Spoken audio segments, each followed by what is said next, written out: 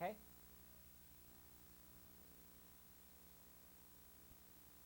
Hello, my name is Bob Regan, and I'm your school superintendent. And as the school superintendent here in Haslett, I'm in charge of all of the schools throughout the school district. And it's my privilege to work with, okay? Hello, my name is Bob Regan, and I'm your school superintendent. And as your school superintendent, I have the opportunity to work with all of your teachers and Mr. Hewitt, your principal, and it's my privilege to oversee all of the schools in the Haslett Public Schools. And it is a pleasure to work with you. As your school superintendent, it is my job to do the very best I can to make your schools the very best that they can be. It is my privilege today to read the book, The Giving Tree, to you. It's a book that I gave to my family quite a long time ago, way back in 1980. In fact, it happened to be the Christmas of 1980. When I think of the book, The Giving Tree, it's a book about giving, and it makes me think about those people in my life who are very important to me, particularly my mother and father, who gave me so many things. And this is what this book is all about, and it kind of reminds me sometimes that maybe I took too many things from my mom and dad, and maybe I didn't show my mother and father the appreciation I had for them. So I hope you enjoy the book. Again, it's The Giving Tree by Shel Silverstein.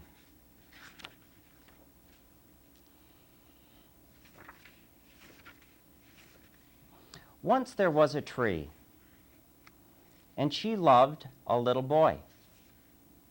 And every day the boy would come, and he would gather her leaves and make them into crowns and play king of the forest. He would climb up her trunk and swing from her branches and eat apples. And they would play hide and go seek. And when he was tired, he would sleep in her shade. And the boy loved the tree. Loved the tree very much. And the tree was happy. But time went by. And the boy grew older. And the tree was often alone. Then one day, the boy came to the tree, and the tree said, "Come, boy, and climb up my trunk, and swing from my branches, and eat apples, and play in my shade, and be happy." "I am too big to climb and play," said the boy. "I want to buy things and have fun. I want some money. Can you give me some money?" "I'm sorry," said the tree, "but I have no money. I have only leaves and apples." "Take my apples, boy, and sell them in the city. Then you will have money, and you will be happy." And so the boy climbed up the tree and gathered her apples and carried them away, and the tree was happy. But the boy stayed away for a long time, and the tree was sad.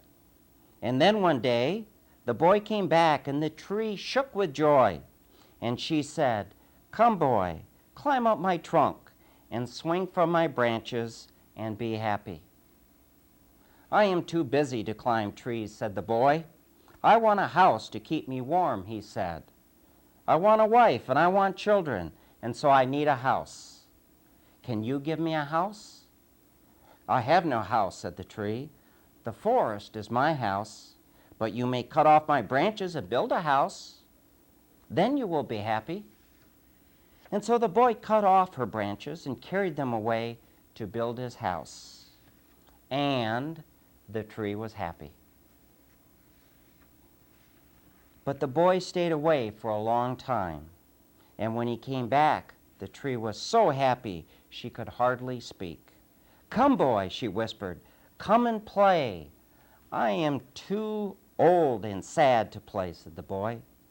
"I want a boat that will take me far away from here. Can you give me a boat?" "Cut down my trunk and make a boat," said the tree. "Then you can sail away and be happy." And so the boy cut down her trunk and made a boat and sailed away. And the tree was happy, but not really. And after a long time, the boy came back again. "I am sorry, boy," said the tree, "but I have nothing left to give you. My apples are gone. My teeth are too weak for apples," said the boy. "My branches are gone," said the tree. "You cannot swing on them." "Well, I am too old to swing on branches," said the boy. "My trunk is gone," said the tree. "You cannot climb." "Well, I am too tired to climb," said the boy. "I am sorry," sighed the tree. "I wish that I could give you something, but I have nothing left. I am just an old stump. I am sorry." "Well, I don't need very much now," said the boy. "Just a quiet place to sit and rest. I am very tired." "Well," said the tree, straightening herself up as much as she could, "well, an old stump is good for sitting and resting. Come, boy, sit down and rest." And the boy did. And the tree was happy. The end. I think this is a terrific book, and it is all about giving. And what I'd like you boys and girls to do today is think about all the wonderful things that your mom and dads do for you, and perhaps your grandmother or grandfather or your aunts or uncles or even your older brothers and sisters who do so very many nice things for you. It's my suggestion that you show your appreciation to your family, and I suggest you can do that by thanking them for all those good things that they do. I think you can give them lots of kisses and hugs and tell them how much you love them. So thank you for the opportunity for letting me read to you today. And you have a very, very special day. Thank you.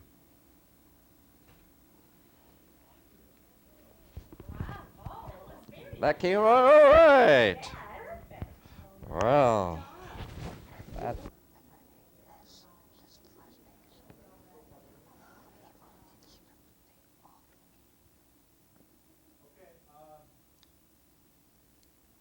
Tracy, whenever you're ready. All right. Okay, so just let me shut the door and then you can get started.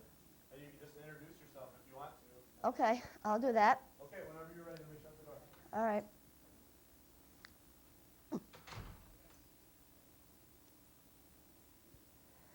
Hi, my name is Tracy Perrone.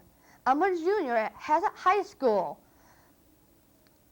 I like S Club 7, Spice Girls, I like to exercise, and my story is about the Berenstain Bears.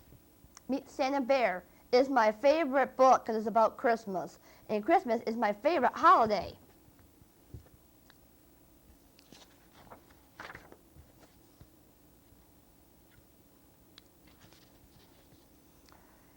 It was just 2 days after Thanksgiving, and the sights and sounds of Christmas can be seen and heard all over Bear Country.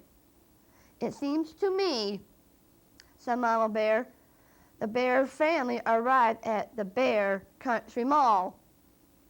That Christmas season starts earlier every year. Yes, indeed. Isn't it great?" said Papa Bear, admiring the mall's decorations.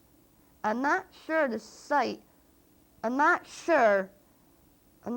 sure, sighed Mama. "I'm concerned about Brother and Sister Bear. Too much excitement isn't good for cubs." "No need to be concerned," said Papa Bear. "Brother and sister are good little cubs. I'm sure they'll be calm and sensible about the whole thing." But if Papa hadn't looked at brother and sister at that moment, he wouldn't have been so sure. They were passing the big new toy store, and brother and sister didn't look the least bit calm and sensible.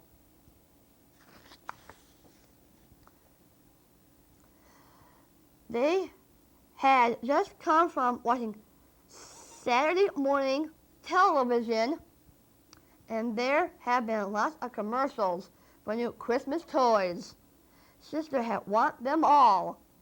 A bear hug teddy that you hug, that hug you back when you squeeze it, and a ride-on pink pony, a clown-faced mobile kit, and giggly goo, a strange substance that you could make into all sorts of funny shapes. There have been some things that excited Brother too, especially remote control robot that can stand on its head, and a dinosaur molding kit. And there they were right in the Toy Story window, plus lots more. His sister was so excited that he was practically jumping up and down. And when Brother read a sign saying Santa Bear was coming to the mall to meet all his cub friends, she got even more excited. Santa Bear, she cried. Oh, Mama, may I meet Santa Bear? Please, may I please? In good time, said Mama, smiling again, calm and sensible, eh? She said, looking at Papa.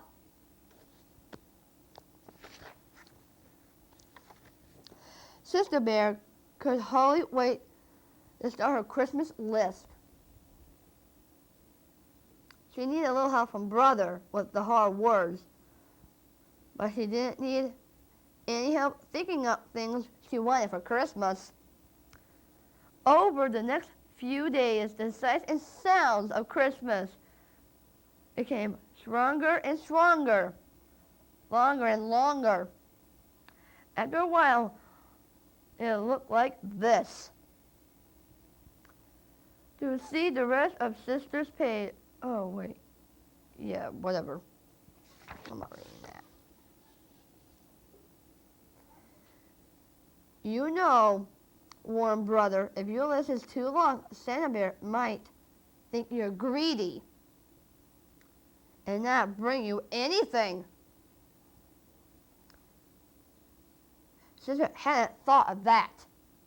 Santa Bear has lots of cubs besides you to think about, all the cubs in the world.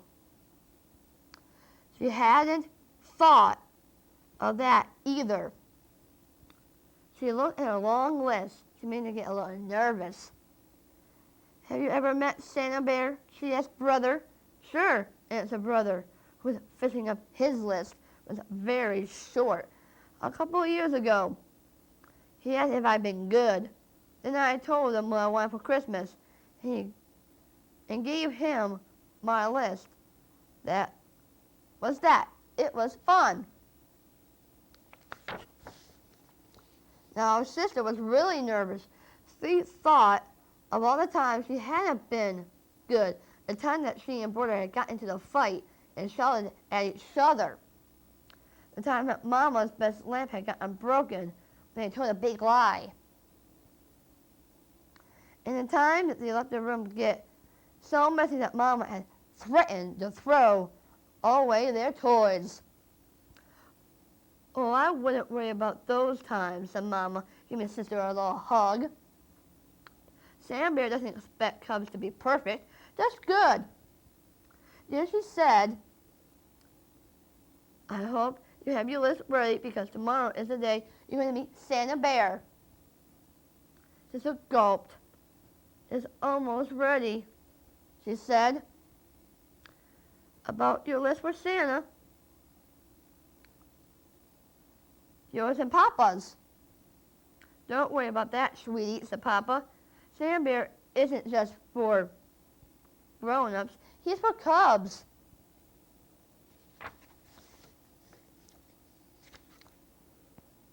Psst, whispers Brother.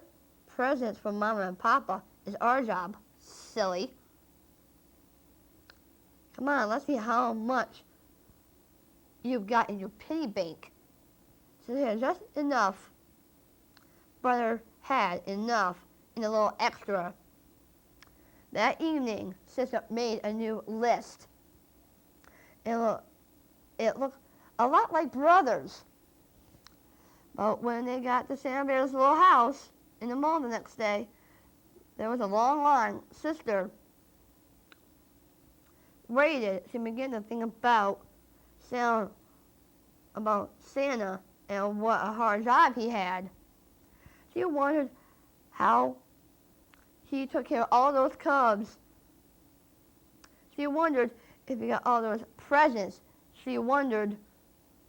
Then, before she could wonder another wonder, it was her turn. She was up on Santa Bear's lap. "It's really nice to see you," he said in a deep, jolly voice. "Now tell me, my dear, have you been good this year?" "Well," said Sister, taking a deep breath, "I haven't been perfect, but I have been good."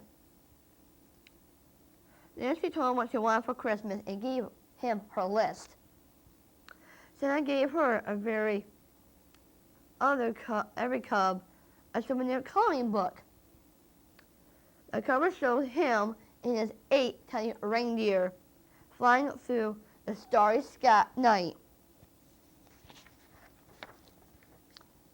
Sister's mind was so filled with thoughts about Santa that she almost forgot about the special shopping she and Brother that she had to do. But Brother reminded her. They found just the right presents for Mama and Papa. Sister chose a fine new fur brush for Papa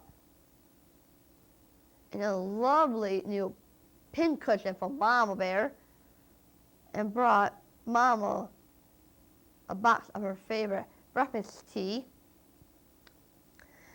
and for Papa a handy pocket calculator.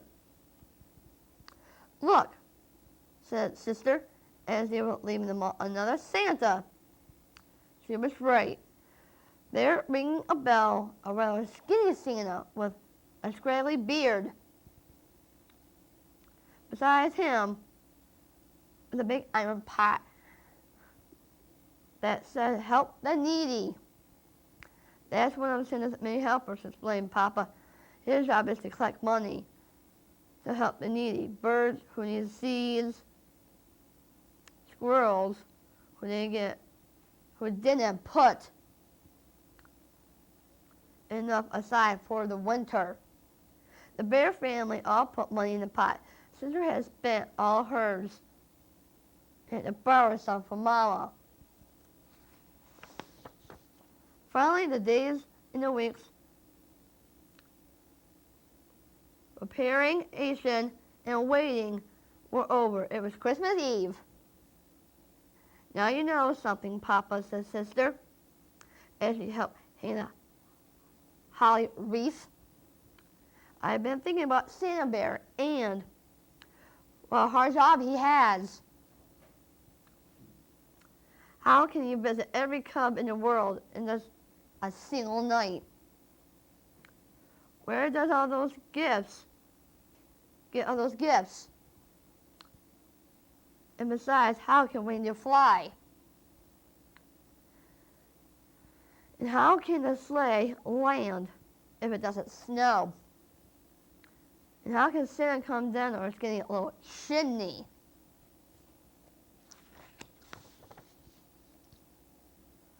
Papa took a breath, then looked up at the starry sky. I guess the answer, my dear, that Christmas is just a special time. It's very special, almost magical things can happen. And that most magical things of all is Santa Bear. I'd say he has the best job in the whole world. Because the joy of giving is what Christmas is all about. I suppose, said Sister, that Santa could skip the chimney and come in the front door. I suppose, said Papa. Then before she went in, she took a last at the look at the starry sky. But it clouded over, and now instead of stars, there were snowflakes, thousands and thousands of small, slight snowflakes. Well, she thought, at least that will happen with the sleigh.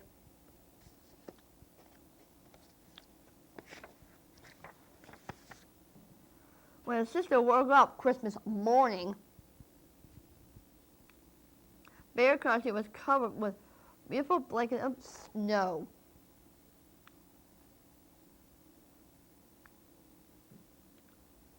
The floor beneath the bear's Christmas tree was covered with piles of beautiful presents. What fun, what excitement, what shouting.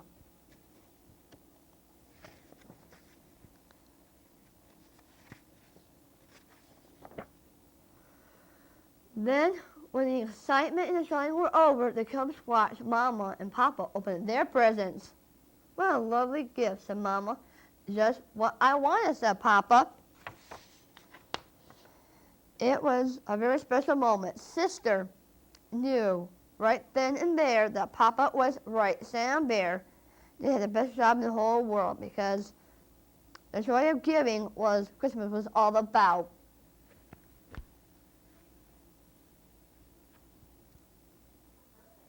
Okay, I'll just point to you. Okay.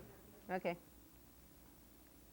whenever you're I'm Mrs. Ward. Most of you will recognize me either from your classroom or from in the hallways at Wilkshire.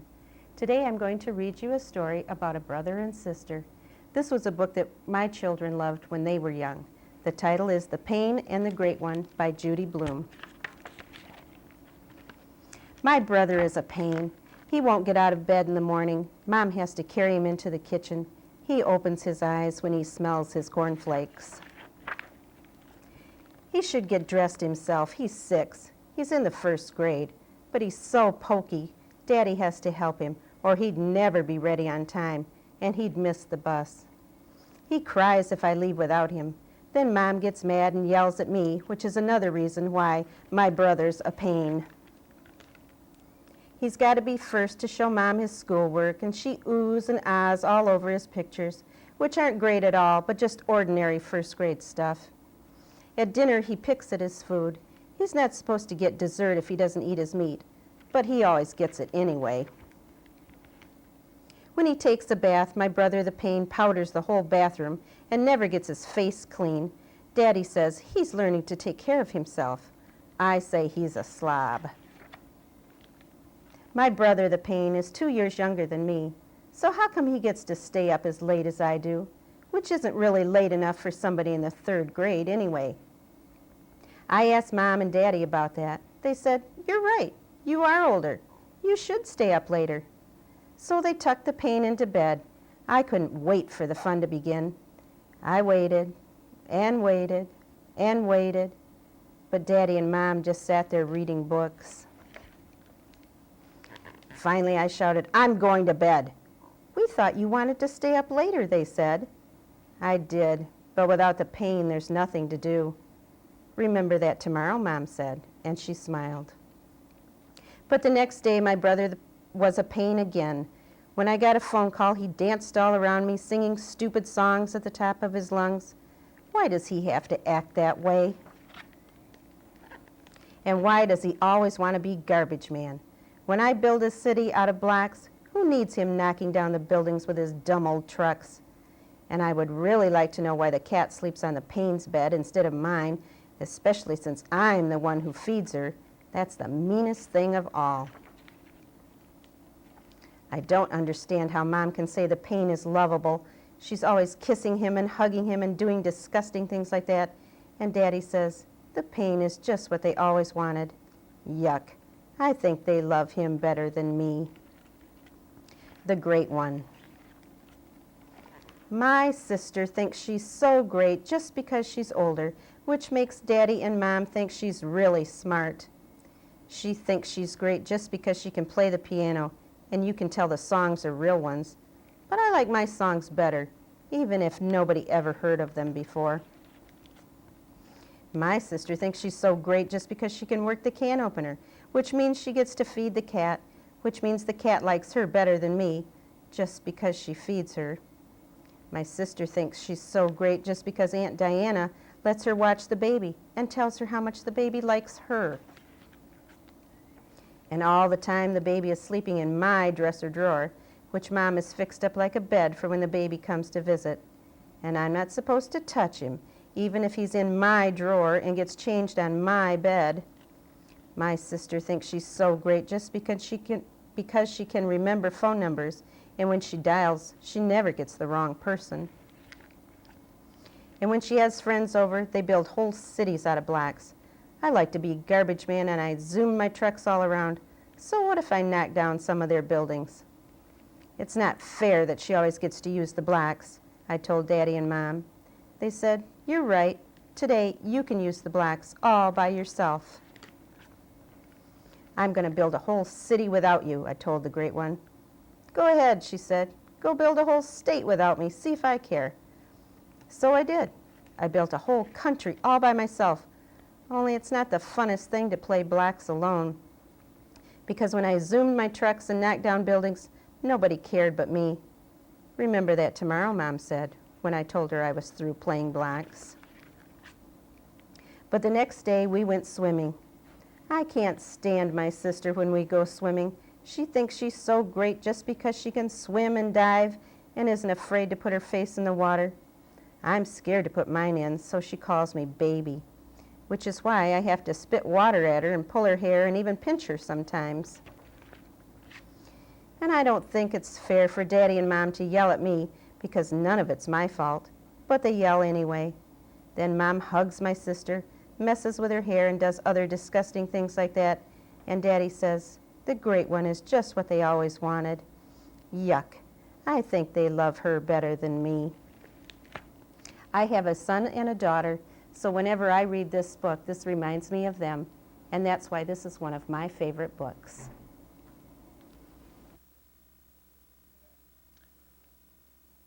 I sure feel better now that I got my fire coat and helmet off. Let me introduce myself. I'm Firefighter Ward, and I work for the Haslett Fire Department. And as I promised you, I'm here to read you one of our favorite books at the fire station called Daisy the Fire Cow, written by Vicki Woodworth. I hope you enjoy it. Daisy stood back from the herd and frowned at the other cows. How can they look so content, she wondered, just swatting flies and taking up pasture space day after day.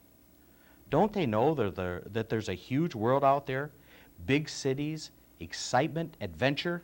I want to see it all. That very day, Daisy left the field. She hoofed along a dusty road till she came to a town. So there it is, she thought, the big city.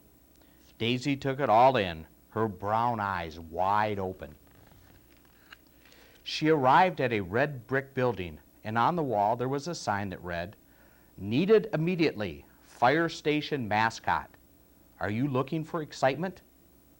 Why, yes, I am, thought Daisy. Are you willing to work long hours and do dangerous hours and save lives? Oh, yes, thought Daisy. Are you a Dalmatian? Well, no, but Daisy thought to herself, I do have black spots, and I do want the job. She knocked on the door. Yes, asked a firefighter. Daisy pointed to the sign. Well, we were looking for a Dalmatian, the firefighter said. Daisy pointed to her spots, smiling hopefully. Just then the chief walked by. What's this cow doing in here? He roared. Well, she wants to be our mascot, said the firefighter. She what? Yelled the chief. Daisy's big brown eyes filled with tears. Well, sir, said the firefighter, a Dalmatian hasn't applied for the job yet, and she does have black spots. Black spots, thundered the chief. She's a cow. But as he stormed away, he added, as soon as a Dalmatian shows up, the cow goes. The firefighter smiled at Daisy. You've got the job, he said, at least for now.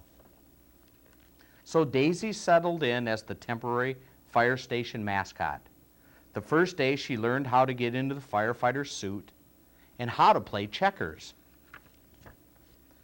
A cow playing checkers, muttered the chief. The next day, Daisy and the firefighters rolled out the old fire engine to wash it and polish it. As Daisy scrubbed and buffed, she thought, how exciting! What a lucky cow I am. Grrr, said the chief. The day after that, Daisy helped the fireman unwind the long hose and test it. Then she practiced sliding down the fire pole. Moo, this is life for me, she thought. This is too much, said the chief. The fire phone rang. The chief answered it. Fire? Russell's barn? We'll be right there. They zoomed away in the fire truck with Daisy hanging onto the side. This is my big chance, she thought, as the wind stung her eyes.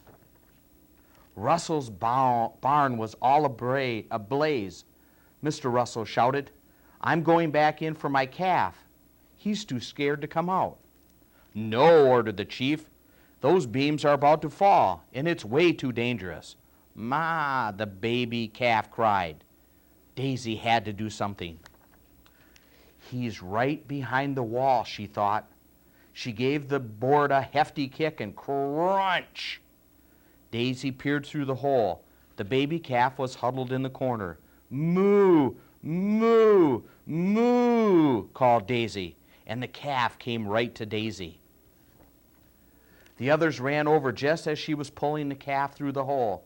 Daisy, they cried, you saved the calf. Oh, thank you, said Mr. Russell gratefully. And the chief grunted, we still have work to do. They all worked very hard to put out the fire, but Daisy was magnificent. When the fire engine pulled up to the station, there was a big Dalmatian reading the mascot wanted sign. Oh no, thought Daisy, this is it. No more adventures. No more fighting fires. If they hire that Dalmatian, my career is over. The chief marched right up to the big Dalmatian. Then he pulled down the sign. Sorry, fellow, he said, this fire station has found its mascot. The end.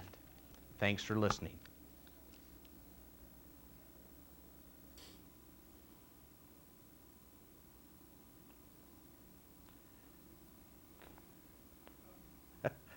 Think about what I want to say. Da, da, da, da, da, da. Okay. Boys and girls, can you tell by what I'm wearing what my job is? Let me give you a couple hints. I'm the guy that says little children cannot play with matches and should give them to their parents or their teachers if they find them. And I'm also the guy that says to you, if your clothes ever catch on fire, you're supposed to stop, drop, and roll. And I'll be back in a few minutes to read you my favorite book.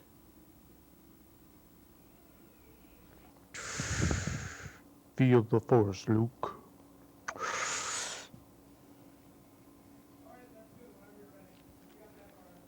Okay, I'm ready then.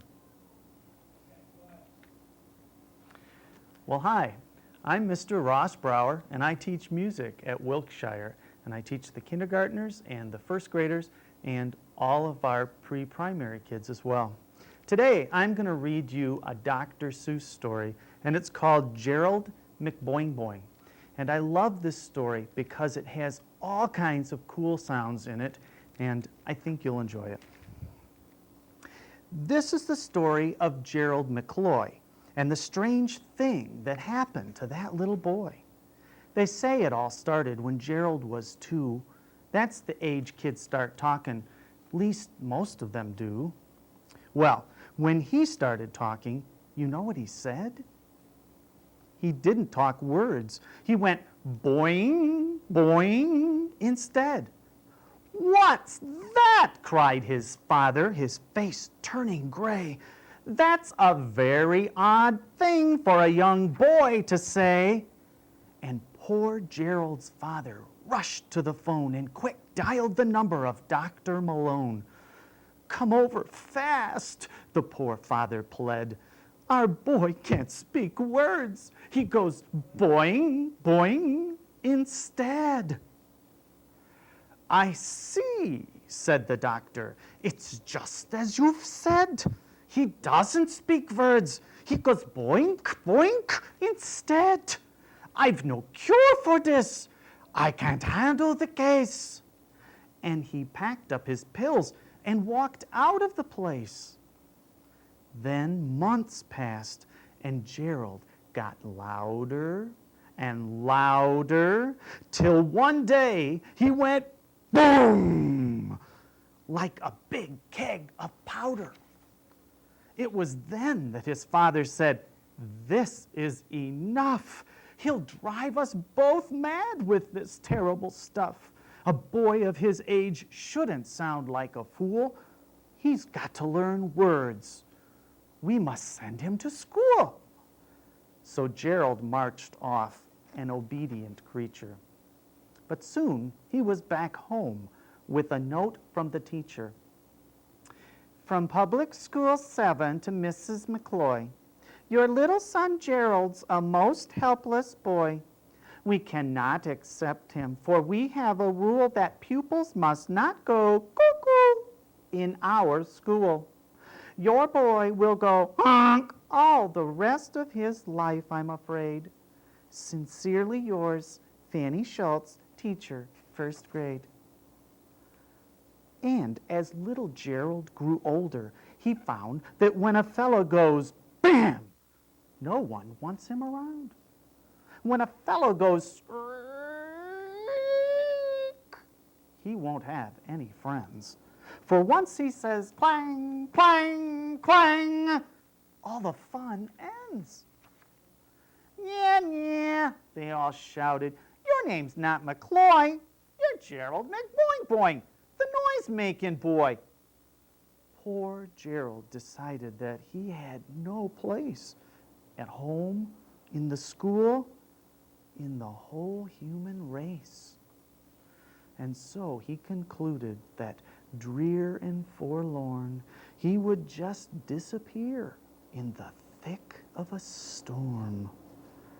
But as he was boarding a slow-moving freight, a voice from the darkness called out, "Stop, boy! Wait!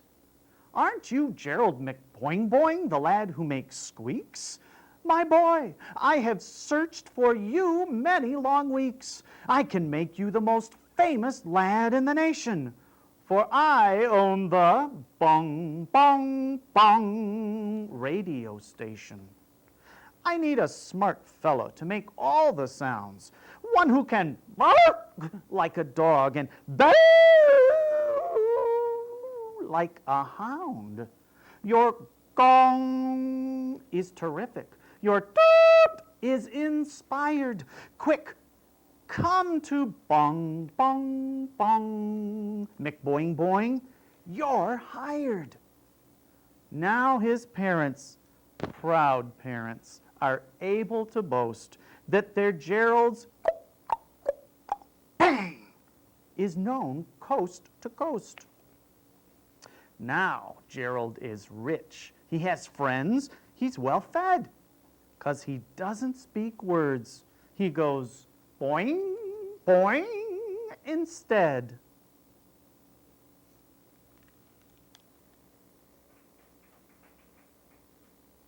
I touched the microphone.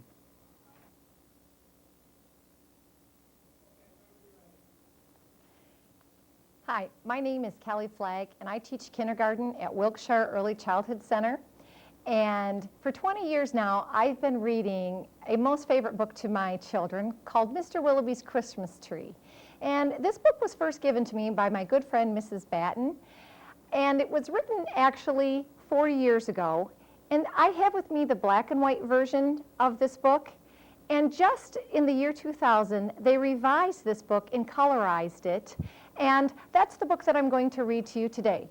It's entitled Mr. Willoughby's Christmas Tree, and it's written by Robert Barry. Mr. Willoughby's Christmas tree came by special delivery, full and fresh and glistening green, the biggest tree he had ever seen. He dashed downstairs to open the door. This was the moment he'd waited for. "A magnificent tree! Splendid!" he cried. "Please, sir, won't you carry it right inside? I think it might look best this year, right in the parlor corner here." But once the tree stood in its place, Mr. Willoughby made a terrible face. This tree touched the ceiling and bent like a bow. "Oh, good heavens!" he gasped. "Something must go." Baxter the butler was called on in haste to chop off the tree, though it seemed quite a waste. "That's great!" Mr. Willoughby cried with glee. "Now we can start to trim my tree." When the trimming was well underway, the top was placed on a silver tray. Baxter said, "I know just who'd be delighted with this Christmas tree." So it was presented to Miss Adelaide, Mr. Willoughby's upstairs maid. "Won't this tree be a pretty sight when I have trimmed it later tonight? But the top, oh dear, I'm so afraid, will have to be cut," sighed Miss Adelaide. And so with scissors sharp and long, she snipped off the top while she hummed a song. The top was set out the very next day in the back of the house to be thrown away. That little treetop caught the eye of Tim the gardener passing by. He certainly was not about to see that little tree thrown out. He hurried home straight away to see what Mrs. Tim would say. Fa la la, surprise, surprise! His wife could not believe her eyes. "But our house," she said, "is so snug and small, I do not believe we need it all." And before Tim had a chance to shout, she cut off the top and threw it out. Barnaby Bear was padding by. It almost hit him in the eye. Now who would throw a tree away so very close to Christmas Day? "I'll take it home, that's what I'll do. Look, Mama Bear, I've a present for you." "Isn't it a pretty tree?" yawned Barnaby quite drowsily. But Little Bear, standing off far, cried out, "That tree won't hold a star." Barnaby said, "Let's cut a hunk off the bottom here at the trunk." But Mama Bear just shook her head and sliced the treetop off instead. "Jolly by golly, Barney said with a kick. "Mama, that surely is just the right trick. Let's trim it with bells and honey rings, some berries and tinsels and popcorn on strings." Mama said, "Trim it just as you like. I've got to tidy up for the night. This top we won't need anymore. I'll put it just outside the door." Later on that frosty night, Frisky Fox came into sight. He spied the treetop, rubbed his chin, opened his sack, and stuffed the top in. He scampered home and jumped his gate. This Christmas present couldn't wait. "It's even better than mincemeat pie," cried Mrs. Fox with a happy sigh. Then the foxes saw that their Christmas prize was just a wee bit oversized. "There, my dears, now don't you worry. I'll fix this top now in a hurry." Benjamin Rabbit found it then, just outside the fox's den. It seems he thought most certainly Santa left that for my family. "Look," he cried, "see the tree I found." With that he called his family round. And then there was merrymaking, rollicking, frolicking, carrot shaking, celebration around the tree. All were as happy as rabbits can be. Benjamin Rabbit with his own hand sliced a carrot and made a stand. "Now let's see how this will look in our little chimney nook." But right away the children cried, "Look, it's leaning off to one side." "It's too tall, that's all," said Mrs. Rabbit. And as though it were a summer carrot, she gave it a chop and threw away the top. Then Mistletoe Mouse just happened to see that tiny tip of Christmas tree. He pulled it through the snow and ice, up some stairs. He fell down twice. At last he reached his cozy house. "It's just the right size," said Mrs. Mouse. Then at the top, if you please, they put a star made out of cheese. Oh, isn't it grand to have a tree exactly like Mr. Willoughby?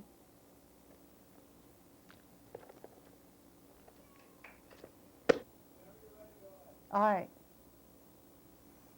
Hello, I'm Mrs. Rockstad. I'm the library coordinator at Raleigh. Those of you who are coming from Wilkshire to Raleigh next year will get to know me better, and I'm looking forward to that. One of my favorite stories is Hecate Peg by Don and Audrey Wood. As a matter of fact, Don Wood did the illustrations and Audrey Wood wrote the story. And the mother in the book is modeled after Audrey Wood. Hecate Peg.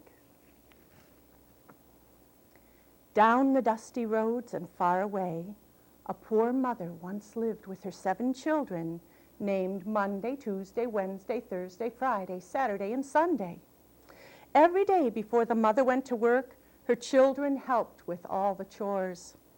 One morning when they were finished, the mother said, "Because you are such good children, you may ask for anything you want, and I will bring it home from the market." The children were overjoyed and knew exactly what they wanted. Monday asked for a tub of butter. Tuesday asked for a pocket knife. Wednesday asked for a china pitcher. Thursday asked for a pot of honey. Friday asked for a tin of salt. Saturday asked for crackers. And Sunday asked for a bowl of egg pudding.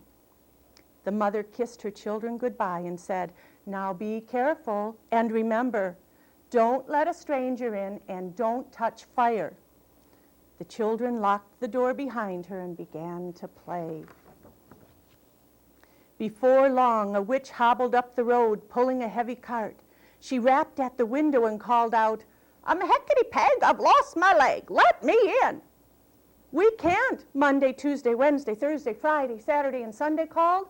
"Mother told us not to let a stranger in." Hecate Peg took a pipe from her cape and stuck it in her mouth. "Come now, sweet chicken," she said. "All I need is a light for my pipe. Bring me a burning straw." "We can't," Monday, Tuesday, Wednesday, Thursday, Friday, Saturday, and Sunday called. "Mother told us not to touch fire." Hecate Peg reached in her cart and pulled out a sack. "I'm sure your mother won't mind," she said. "Look, if you let me in and light my pipe, I'll give you this." Leaning out the window, the children looked into the sack. They couldn't believe their eyes. "Gold!" they cried. "For a sack of gold, we'll let you in and light your pipe." The children unlocked the door and let the witch in. They ran to the hearth and brought back burning sticks of straw to light her pipe. But when it was lit, Hecate Peg threw the pipe to the floor and shouted, "Now I've got you!" And with that, the witch turned the children into food. Monday became bread. Tuesday became pie.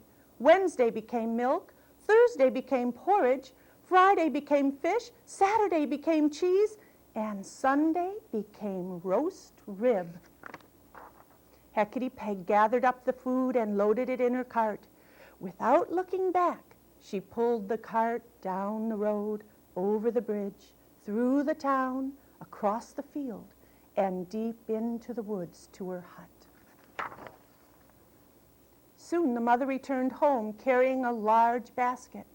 In it were all the things her children wanted: a tub of butter for Monday, a pocket knife for Tuesday, a china pitcher for Wednesday, a pot of honey for Thursday, a tin of salt for Friday, crackers for Saturday, and a bowl of egg pudding for Sunday.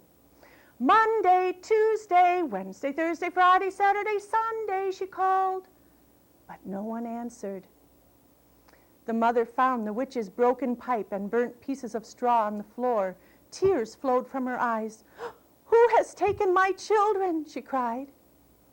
A blackbird who had seen everything took pity on the mother and hopped down to the windowsill. Follow me, the bird chirped. It's Hecate Peg. She's lost her leg. They let her in. Grabbing her basket, the mother followed the blackbird down the road, over the bridge, through the town, across the field, and deep into the woods to the witch's hut. Hecate Peg had just sat down to supper and was about to take her first bite when she heard a loud knock. Let me in, the mother called. I want my children back. You can't come in, said Hecate Peg. Your shoes are dirty. Then I'll take them off, the mother said, and so she did. Let me in, the mother called. I want my children back. You can't come in, said Hecate Peg. Your socks are dirty. Then I'll take them off, the mother said, and so she did. Let me in, the mother called. I want my children back. You still can't come in, said Hecate Peg. Your feet are dirty. Then I'll cut them off, the mother said, and she went away as if to do so. But instead, the mother hid her legs behind her and crawled back to the witch's door. Let me in, the mother called. I want my children back. When Hecate Peg looked down, she thought the mother had no feet, and so she let her in. The witch pointed to the table. Here are your children, she said. If you can't guess them right the first time, I'll eat them for my supper. Keeping her feet tucked beneath her, the mother crawled to the table. How would she ever guess which food was which child? In despair, the mother looked in her basket. Here are the things my children wanted, she thought, and now they'll never have them. Hurry, said the witch. I'm hungry. The mother looked at the food on the table. Speak up, said the witch. My supper grows cold. Suddenly, the mother knew what to do. Taking the things from her basket, she said, I know my children by what they want. Bread wants butter, that's Monday. Pie wants knife, that's Tuesday. Milk wants pitcher, that's Wednesday. Porridge wants honey, that's Thursday. Fish wants salt, that's Friday. Cheese wants crackers, that's Saturday. And roast rib wants egg pudding, that's Sunday. Quick as a wink, the children turned back into themselves. They hugged and kissed their mother. Then they hugged and kissed each other. Jumping to her feet, the mother cried, I've got my children, Hecate Peg. Now you'll be sorry you ever took them. And she chased the witch around the hut, out of the woods, across the field, through the town, and onto the bridge. And Hecate Peg jumped off the bridge and was never seen again.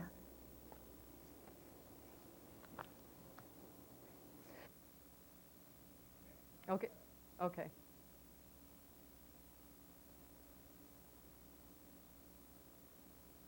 Go ahead. Oh, I'm sorry. Hi, guys. I'm Mrs. Peterson, and one of my jobs is to work in the cafeteria at Wilkshire. And I'm going to read a story today about a new cafeteria lady. This story is called The Cafeteria Lady from the Black Lagoon. It's by Mike Thayer, and pictures are by Jared Lee. We got a new cafeteria lady today. Her name is Wanda Belch. Eric says that instead of a car, she drives a garbage truck to school.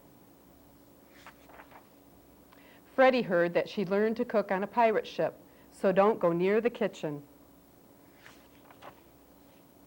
Derek says that at Wanda's old school, kids found sneakers and baseball caps in her tuna surprise. And when the class pets disappeared, the kids made sure to check the specials the next day. All the kids say that Wanda uses natural ingredients in her dishes. Organic rats in her ratatouille. Sweaty socks in her moussaka. Gooey ghouls in her goulash, and real sand and witches in her sandwiches. We heard Wanda's into recycling. The water she washes the dishes in will be tomorrow's soup of the day. I heard she doesn't throw anything away. I wonder what Wanda's cooking up right now. Today's menu will probably be roadkill ravioli, spaghetti with bowling balls, souffle of science experiments, and toxic waste tacos. For dessert, we might have ton cake, which is pound cake, only heavier. Even if you can't eat the food, they say, it's always good for something. The meatballs are aerodynamic. The mashed potatoes are good for sculpting. The pudding will stick to anything. And the spinach is great for vinyl repairs. I ripped the car seat. Here, Dad, try Wanda's spinach. I hope the spaghetti will make good shoelaces. Uh-oh, it's time for lunch. I'm too young to die. Can't we have a math test instead? Isn't it time for vaccinations? We're being lined up and marched down to the cafetorium. I'll bet Wanda's stirring up poisonous pots full of molten messes of steamy slime. We're through the door. We get our trays. They don't offer us blindfolds.